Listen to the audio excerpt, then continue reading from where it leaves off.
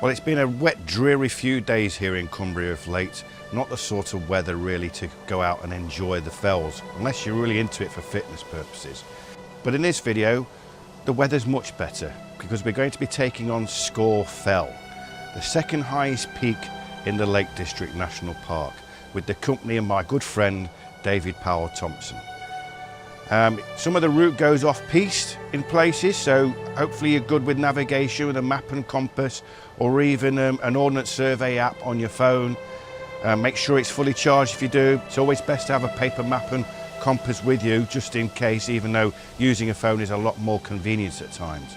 But it's a good route, and unlike its nearby brother, Scafell Pike, which gets a lot of crowds and people visiting, Scafell tends to be quiet, as you'll see in this video. Hopefully you like it, and don't forget to like, subscribe and comment to the channel.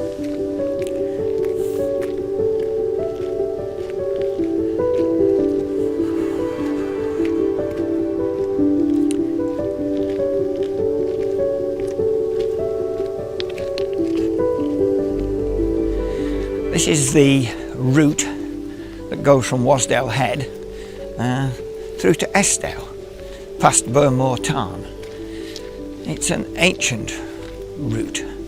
It has been used for thousands of years.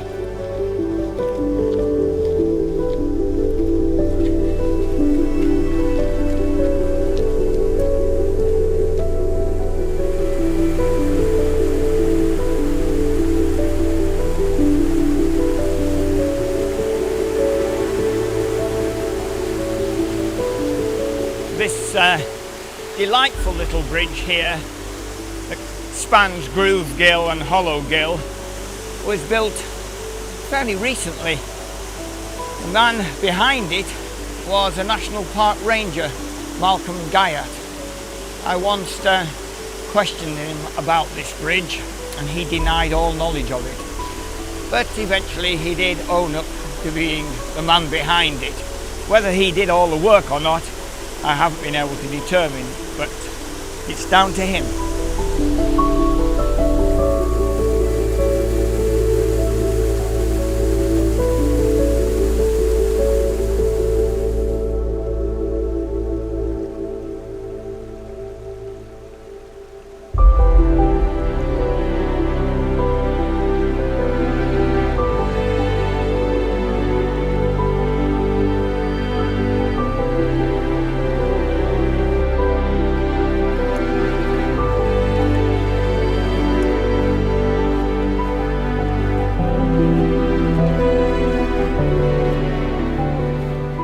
I've always been led to believe that these things are called peat huts. They were indeed used to store peat that was cut further up on the fell. But a court document dated 1795 has them down as peat scales. Don't know what that really means or where the word scale comes from. These are very old. They're different to the ones in Wasdale, mainly because they are actually two joined together. They share a common wall. The peat was cut on the fell, as I said. It was laid out up there, left there for 6-7 weeks to dry partially, then brought down here and stored away. These buildings obviously having roofs on. And then during the winter months, when fuel was needed, somebody would come up from the farm. Each one of these would belong to a single household, and there are 5 here. Each one would belong to a single household, and people would come up and collect the turf and take it back and use it as fuel. The reason why these can be said to be the earliest ones is because they are a single room and because they only have one entrance. In Wasdale, there are 35 peat scales that have been identified in the 1980s, and a large study done on them, and they divided them into 2 sorts: these earlier ones and later ones which had a single door at the front, but round the back, and they were much taller, they had a doorway that was fed by a ramp. peat would then be gathered on the fell. The front door, the lower door would be shut, and all the peat would be stored in through the upper door until it was brim full. And then during the winter, the front door would be open and they would take out the turf as required. Amazing. So there are these 5 here. There are 35 in Eskdale, and the only other place I've seen them is on the Corpse Road out of Mardale.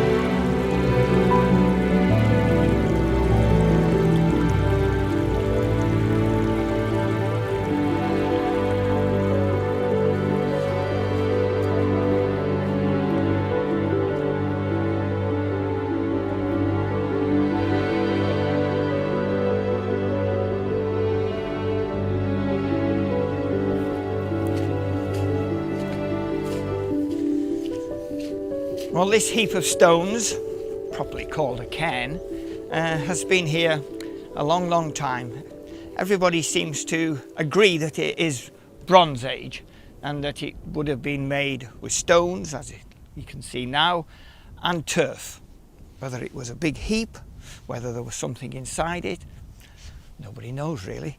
But one thing you can be certain of, it's been here a very long time. I did try and find out the dates of the Bronze Age. So many conflicting ideas. It's just safe to say that it's a very long time ago. But it's called Maiden Castle. Where that name comes from, no idea. There are maiden castles all over the country, but they look like castles. This never has done, and so why it got that name is lost in the mysteries of time. But I've come up from Wasdale on the path I described at the beginning, and that is a corpse road. The people of Wasdale didn't have the rights to bury their dead at Wasdale Head, but the church in Eskdale did, and so corpses were put in coffins, strapped to horses, and walked the 4 miles over past Burnmoor Tarn and down into Eskdale and buried. And of course, that has to conjure up ghostly stories. It is said that on one stormy day, a party were bringing their dead across these fells, and a clap of thunder scared the pony and it bolted, never to be seen again. And its ghost haunts these places. But enough of that. My route now is away from the coffin route, and I'm heading off towards Rig Gill, more or less in a straight line across through the bog and the bracken. Once beside Rig Gill, follow that for a good way and then branch off to the right. There are no paths.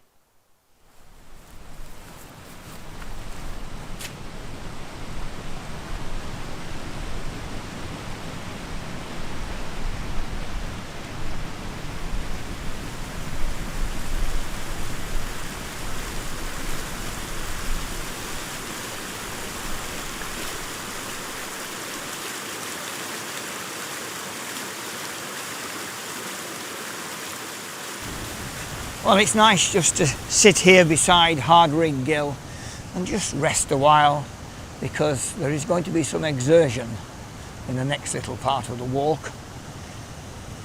Rig Gill runs down, lots of lovely little pools lower down. I have to admit to having bathed in 1 or 2 of them on occasion. Beyond that is Rig Gill with its quite impressive waterfall. They both flow down towards Burnmoor Tarn, but for some reason they don't flow into it. There's a watershed that must be just high enough to prevent them doing that. And the outflow of Burnmoor Tarn meets them, and they flow on together to become Willen Beck, which drops down into Boot. Where the outflow from Burnmoor Tarn is, there is a bridge. The bridge is called Bullat Bridge, B-U-L-A-T-T. And I do know where it got its name from. John Bullman, who at one time was the landlord of the new Dungeon Gill Hotel in Langdale, and Malcolm Guyat, the guy who built the other bridge, got together and put that bridge in, took the 3 letters from John's name, the last 3 letters from Malcolm's name, and Bullat Bridge was named. Beyond Burnmoor Tarn, you can see the nick that looks down into Miterdale, almost a hidden valley between Wasdale and Esdale, the tiny little picturesque, quiet, secluded valley of Miterdale. And on the side of Burnmoor Tarn is a lodge, Burnmoor Lodge. It was a gamekeeper's house. It's now used as a spiritual retreat. Not so long ago it had a new roof, and I think the last time I was this way it was scaffolded. How on earth they got the scaffolding here, I have no idea. It must have cost a small fortune.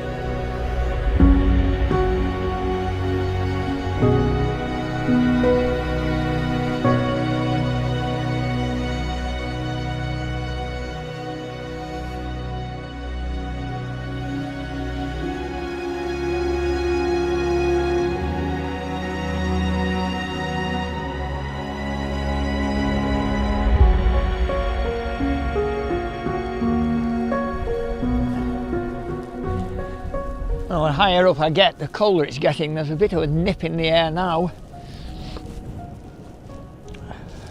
So I'm very close to the top of Slightside. Scafell is just over there to my left, and that is obviously the goal for today. But just on the side of Slightside, just below the summit, is this memorial to 2 young Polish pilots, one aged 24, the other 25.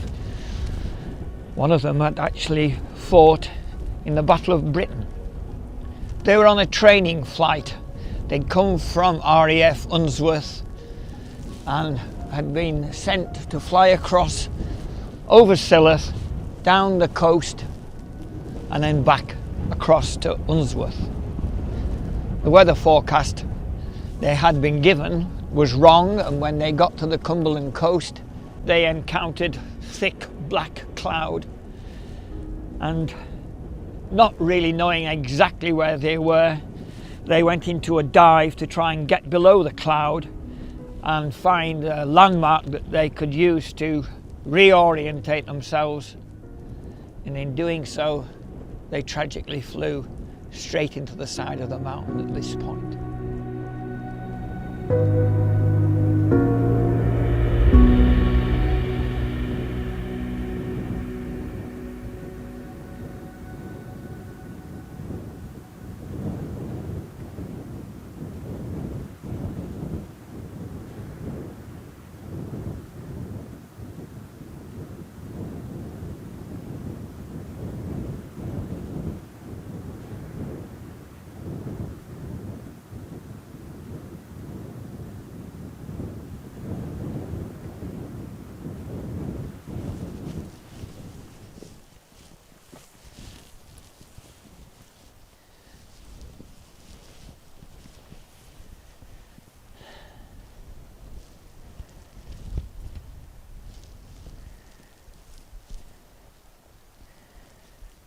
Well, slight side.